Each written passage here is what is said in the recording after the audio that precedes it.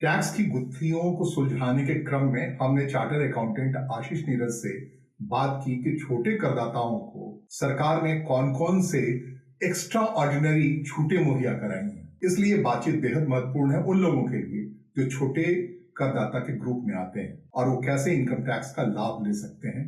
इसलिए इस बातचीत को सुनिए और उसके बाद इस चैनल को सब्सक्राइब करना ना भूलिए। कि मान लीजिए थोड़ी देर के लिए हम दिल्ली की गफ्फार मार्केट का एक उदाहरण लेते हैं, जो बहुत मोबाइल और इस टेक्नोलॉजी की चीजों के लिए बहुत बेहतरीन मार्केट है, एशिया का सबसे बड़ा मार्केट है। लेकिन मैं वहां खड़ा था, उस वक्त किसी ने एक रिमर से उड़ाया कि जीएसटी वाला इंस्पेक्टर आया है और उसके छापे पड़ रहे हैं। फटाफट सारी चीजें सेटल करने की कोशिश हुई, लोग सिरे पसीने आ गए, लोग परेशान हो गए और ऐसा माहौल दिखा कि कोई बड़ा सा कोई लुटेरा आ गया हो जिसके सामने सारी व्यवस्था ध्वस्त हो गई। तो ऐसे बहुत सारी जगह हैं। ऐसे ही उसके पड़ोस में है करोल बाग का जो ट्यूल्स मार्केट है, जो दुनिया भर में 3 अलग अलग तरीके का सामान बेचता है। एक कहता है जेन्युइन, एक थोड़ा कमजोर, थोड़ा एबीसी कैरेक्टर का। अब उसमें भी लोग इसी बात से परेशान है कि किस रात कहाँ कौन आ जाए चेक करने के लिए और उसके सारे बिजनेस को बैठा दिया जाए। देखिए, सबसे पहला रिक्वायरमेंट है कि अगर मैं लॉ अबाइडिंग हूं तो मुझे डरने की जरूरत नहीं है। जो प्रॉब्लम है वो इस चीज में है, जैसे मान लीजिए मैंने आपको एक एग्जांपल दिया कि अगर आपका 1.5 करोड़ रुपए तक का सेल है और आप गफ्फार में बैठ के आपके पास जो आ रहा है आप उसको बेच रहे हैं, तो आप कंपोजिशन में जा सकते हैं। आप मोबाइल बेच रहे हैं, आप कंपोजिशन में मान लीजिए कि चले गए, तो आपको 1.5 करोड़ तक अगर आपका सेल है तो आप कंपोजिशन स्कीम में रह सकते हैं। बट काफी जगह ऐसा हो रहा है कि लोग पक्के पे तो कम दिखाते हैं बट कच्चे पे में वो काफी माल बेच देते हैं, खरीदते भी हैं और बेच भी देते हैं।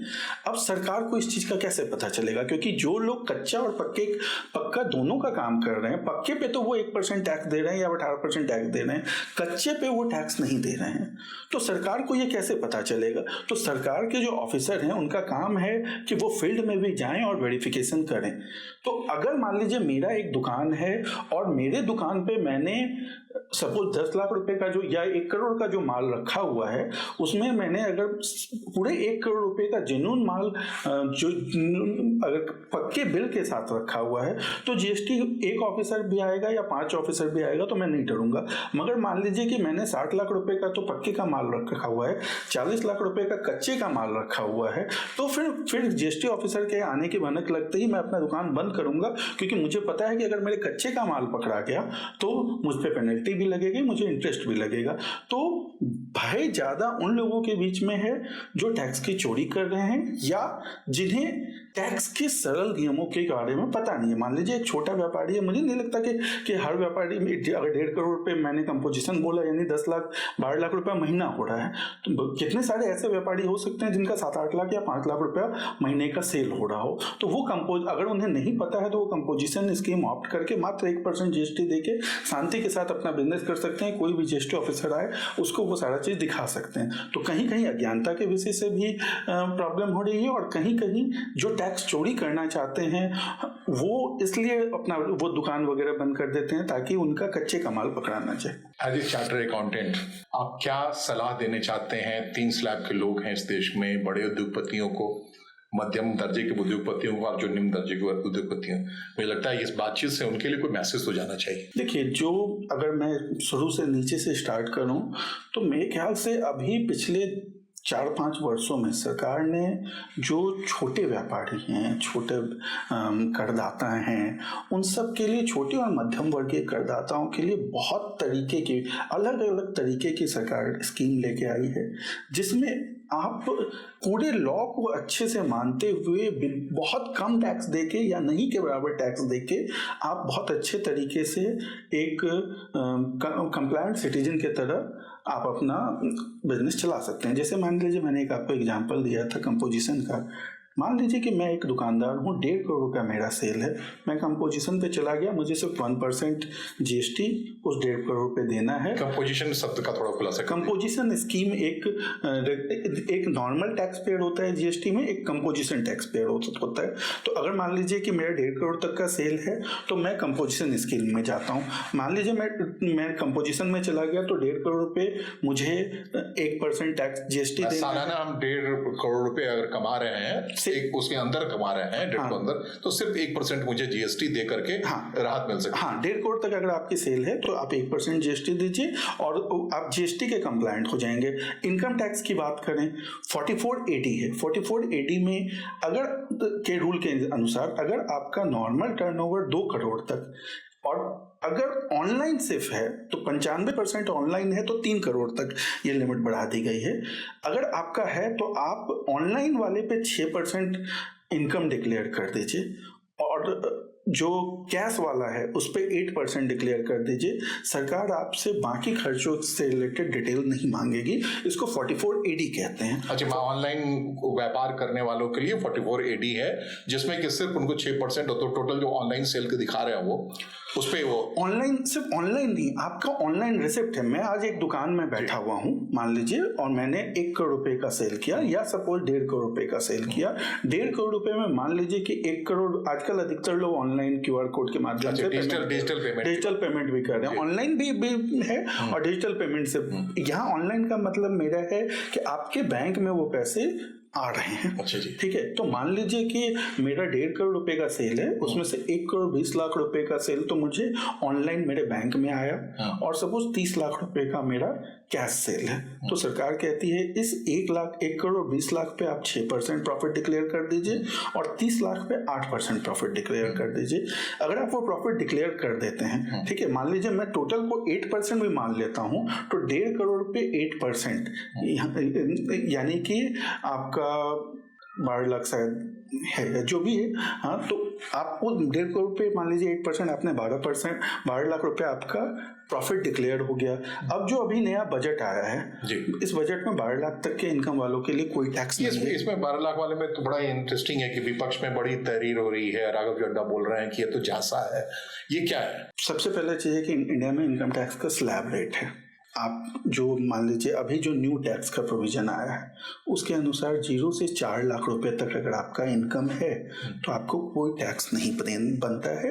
आपको रिटर्न फाइल करने की भी जरूरत नहीं है। सालाना मतलब मोटे तौर पे आप अगर 30,000 के आसपास अगर कमा रहे हैं 35 से, तो आपको कोई टैक्स भरने की जरूरत कोई टैक्स भरने की जरूरत नहीं, ना रजिस्टर कराने की जरूरत। हाँ, इनकम टैक्स में तो वैसे भी रजिस्टर की जरूरत की आवश्यकता नहीं होती है, तो आपको ITR भरने की भी जरूरत नहीं है। अगर आपके 4 लाख 30,000 की सैलरी है अगर, तो ज्यादातर IT प्रोफेशनल तो आज की तारीख में 30,000 भी नहीं मिल रहा है जी। तो हाँ, फिर सरकार ने कहा कि 4 लाख से 8 लाख रुपए तक 5% का उन्होंने स्लैब रेट बना दिया। 8 लाख से 12 लाख पे इन्होंने मान लीजिए कि 10% का स्लैब रेट बना दिया। अगर मैं, लेकिन सरकार ने तो मान लीजिए कि अगर आपका जो स्लैब रेट के हिसाब से मान लीजिए आपका 7 लाख रुपए का इनकम है तो 4 लाख तक, फर्स्ट 4 लाख पे तो आपका कोई टैक्स नहीं बनता है। 4 लाख से 7 लाख इस पे 5% यानी 3 लाख पे 5%, 15,000 रुपये आपकी टैक्स लाइबिलिटी हो गई।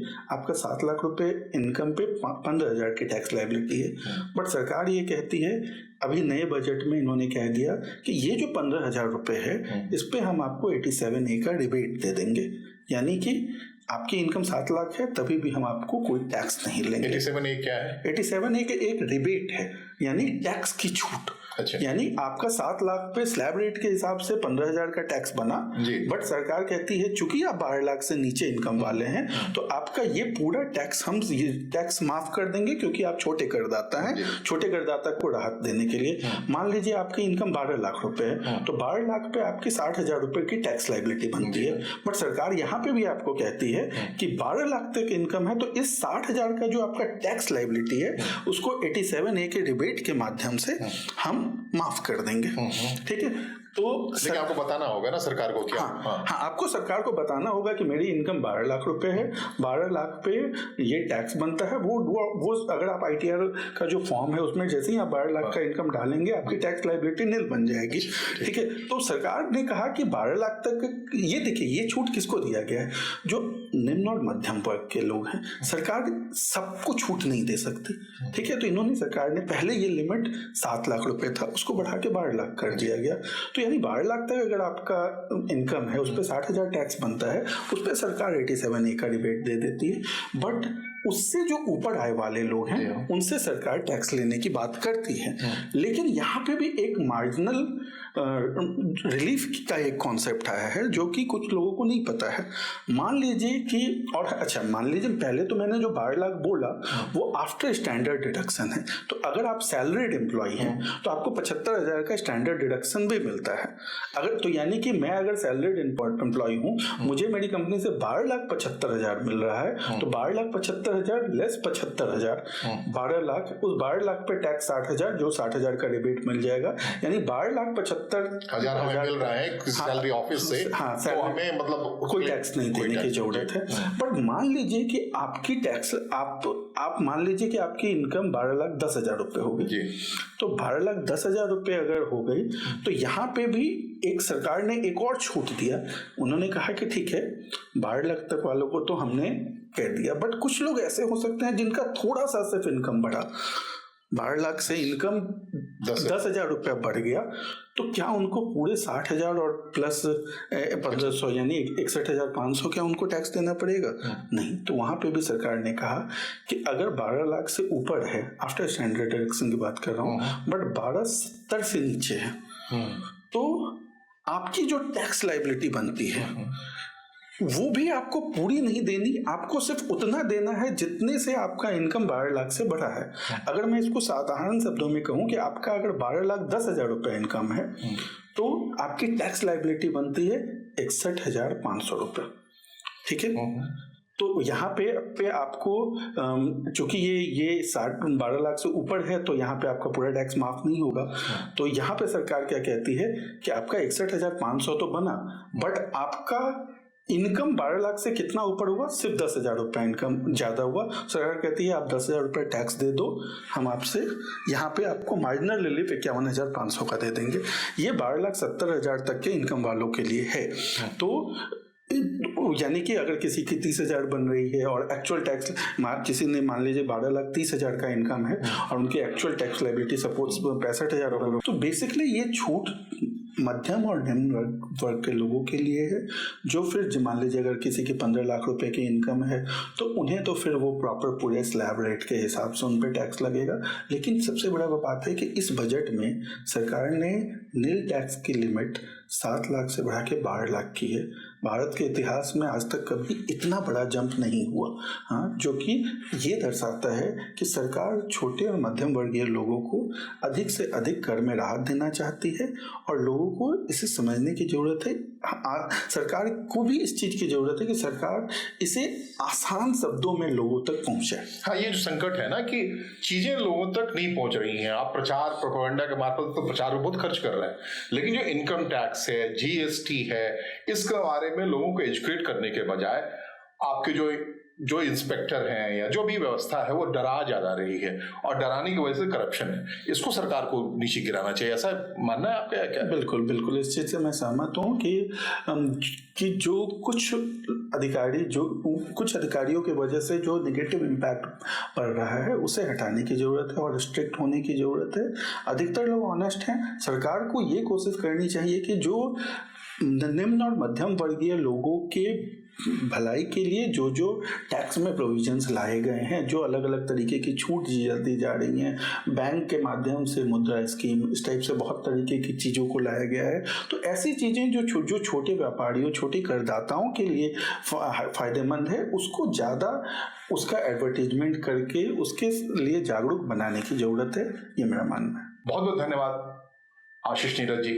आपकी सामाजिक चेतना के बारे में लोग सब कुछ जानते हैं, लेकिन आज आपका ये रूप जो चार्टर अकाउंटेंट के तरीके से आपने बताया और अर्थशास्त्र के बारे में कॉमन आदमी तक अपनी जानकारी पहुंचाई, इसके लिए आभार। बहुत बहुत धन्यवाद। नमस्ते।